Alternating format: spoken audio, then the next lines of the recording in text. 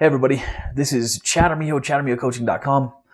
I am sitting here this morning in my bedroom studio here and just taking in whatever sunlight comes in. It's about 14 degrees Fahrenheit outside.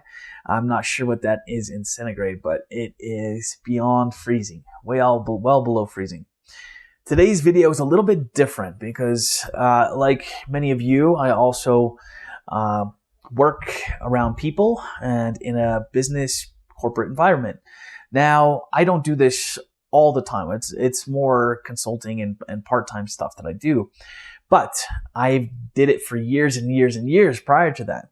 And so I have a little bit of knowledge, a little bit of background. I've also got a master's in business management, which is what I'm really trying to access today is how to solve the problem of creating proper leadership within the organization. And so I have a lot of friends who are still business owners, and a lot of you out there I know are business owners. And no matter how big or small that business, if you have any employees, this is where leadership comes into play. And so we can even practice these skills with ourselves, right? So mindset and leadership within the organization is very dependent on the values and beliefs of that organization. And so if an organization is valuing their people as integral parts of their business, integral cogs in the wheel, so to speak, then they're going to put more effort into inspiring and motivating these people. And so what we know when businesses do that, they usually get a much better return when compared to those who don't. So we're going to look at some American companies. If you take Costco, which Costco is across the world now. So if you're familiar with that, then take Costco, and we'll see Costco is one of these very employee-centric businesses. And Costco does all that they can to keep their employees engaged, inspired, and motivated to continue to do their best work for them. And the results are fantastic. Costco is one of the biggest companies in the world and biggest retailers in the world. Yes, there are Amazon. Yes, there's Alibaba. Yes, there are these big companies that are online only retailers, but Costco is one of the biggest brick and mortar retailers in the world. And they've been consistently growing. And a lot of that has to do with the culture and the values that they place within that culture. Okay, so look at the opposite side of that. The opposite side would be a company like Walmart.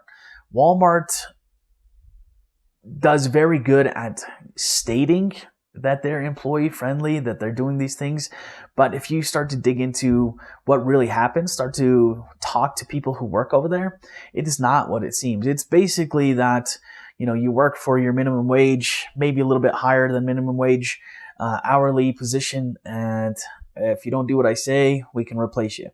And so there's a completely different set of leadership that is happening, and the values and the culture are completely different as well.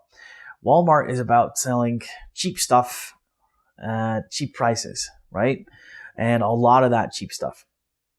Costco does sell things at a cheap price, but they sell it more as within this membership climate, right? So people are already paying annually for membership at Costco, and they're able to get the special discounts, and it makes them feel special as well. So Costco does really well at making the employees as well as their customers feel special, unique, and it keeps both of these groups of people inspired to continue working with and for Costco. And so to counter that, to look at Walmart, there are very few people at Walmart who start low and make it all the way to the top, where would be the corporate offices. And, that happens, A, because Walmart is huge, and B, because the value and the culture are different.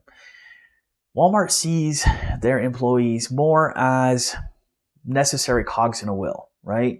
Now, replaceable cogs in a wheel at that. So if the Walmart employee maybe is unhappy for some reason within that culture, Walmart doesn't want to take the time to say, okay, look, let's sit down and talk about this, and let's see how we can make this a better environment for everybody.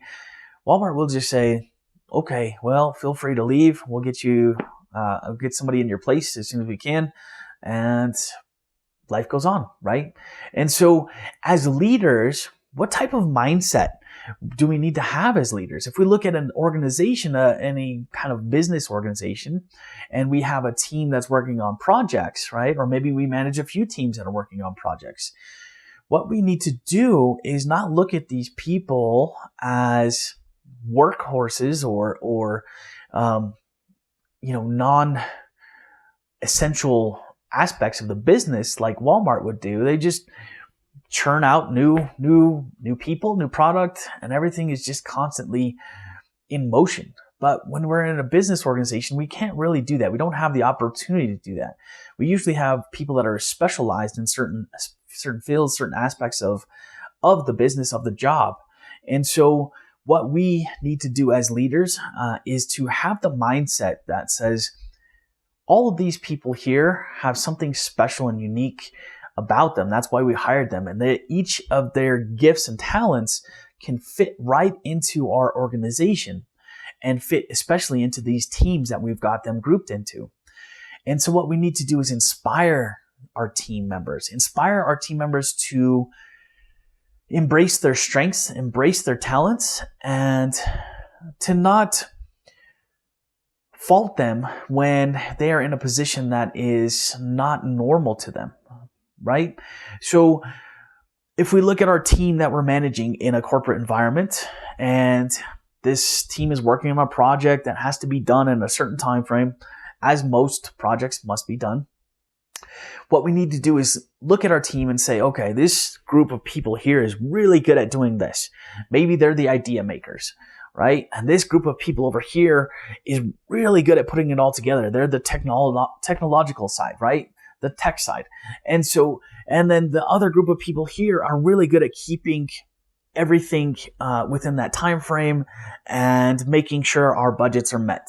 And so we have these strengths, and when we can put these strengths together and have them work harmoniously through inspiration and letting everybody know that, hey, this is your place, that we need you the most, and to embrace that as much as you can and to work as well as you can with the rest of the group, then that's where we start to get our successes, right? We start to find these successes. Now, the important part of keeping things harmonious as we work is to keep your group inspired, to keep your team inspired. And so once these people start losing that inspiration within the group, that's when we start seeing the negative things happen. Well, so-and-so doesn't work well with this. So-and-so doesn't work well with that. People that are no longer inspired will find more things to be uninspired by, right? And so that's the framework of mindset in leadership. If we cannot positively inspire our teams, whether it's working at a retail store, whether it's working in a corporate organization, whether it's working, even at a school system or a governmental system, if we cannot inspire these people to encapsulate the values and the cultures of our organization, then we're going to fail. And if we don't fail, we're not going to have the successes that we know we can have. So we must be very diligent in understanding what our team is, or who our team is made of, and what inspires each and every part of those teams, each and every person that's a part of those teams. Okay, so we need to keep ourselves just as connected to the team as the rest of the team is. And so even if you're connecting yourselves to 5 different teams, you must understand as a leader that you are responsible for keeping them inspired and keeping them motivated. And there are going to be some of you out there that think, well, I'll just replace that person, or I'll just, cut back this team or punish them somehow. But that is not motivation. That's not positive motivation. That's negative motivation. That's old school way of thinking. Today, we know that positive motivation yields much greater results and yields much happier employees and much less turnover happens because of that, right? So be diligent in understanding what motivates your team, what inspires them, and then put it forth. Try to do your best to meet all that inspires and motivates your team, okay? And just understand that this is not something that comes easy. There are those of us who can go in and talk to people and immediately connect and say, okay, this person here is like this, this, and this, and let's do what we can to increase their production or embrace their value within the corporation or organization. And so it takes time, it takes patience, and it takes knowledge if you don't have these skills. And so there are a lot of people that are leaders that would love these skills. And it's something that it takes time. It takes time. So don't be frustrated. Don't be frustrated off the bat when they don't come overnight, but just continue to practice, continue to be invested in your teams and your employees and to understand their motivations. And I assure you, once you do that and once you can embrace and connect with their motivations, then your results are going to be so much better. This is Armijo, ChatArmijoCoaching.com. Just a quick video on mindset and leadership, and I just want to know your input. So put down below how you feel about this. I love you all. Thank you, and I wish you all a safe and happy, beautiful day.